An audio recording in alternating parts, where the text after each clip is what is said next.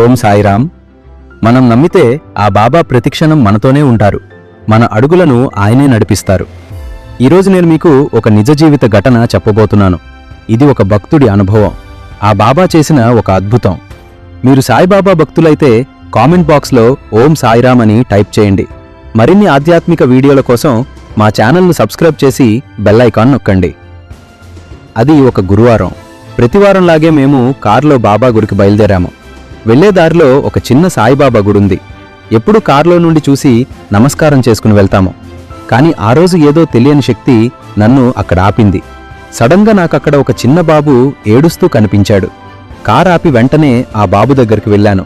ఏమైంది నాన్న, ఎక్కడుంటావు అని అడుగుతుంటే ఆ బాబు ఏమీ మాట్లాడలేదు. చుట్టూ చాలామంది ఉన్నా కూడా ఆ బాబు ఎవరి దగ్గరికి వెళ్లకుండా వెంటనే వచ్చి నన్ను హత్తుకుని నా భుజంపైన పడుకున్నాడు.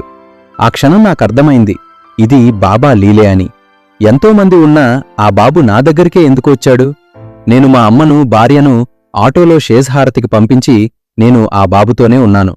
ఆ తర్వాత బాబు ఫోటో తీసి గ్రూప్స్లో షేర్ చేశాము. కొద్దిసేపటికే ఆ బాబు వాళ్ళమ్మ వచ్చారు. తన బాబు దొరికినందుకు ఎంతో ఏడుస్తూ నాకు కృతజ్ఞతలు చెప్పారు. కాని నేనొక్కటే చెప్పాను, అమ్మా, ఇది నేను చేసింది కాదు, అంతా ఆ బాబా లీల. నన్నిక్కడికి పంపించి మీ బాబు మళ్లీ మీ దగ్గరికి చేరేలా ఆయనే చేశారు అని.